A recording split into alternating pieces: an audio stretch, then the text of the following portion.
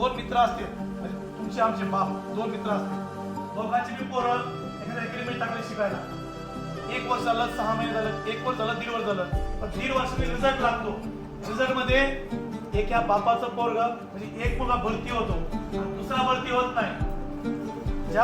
जिथं पोरग भरती होतं तर तिच्या मित्राला पेढे घेऊन जातो, तर पेढा खा, ह्यो पेढा खा. तेव्हा तो माणूस त्याचा मित्र पेढा घेतो, पण तोंडात टाकतो पेढा, पण तोंडामधून त्याला तोंडामध्ये पेढा गोड लागत नाही, कडू लागतो आतल्या, आणि डोळ्यामध्ये जे पाशू आहेत ना बाहेर पण काढू शकत नाही. कारण का? हिचं कारण माहिती तुम्हाला?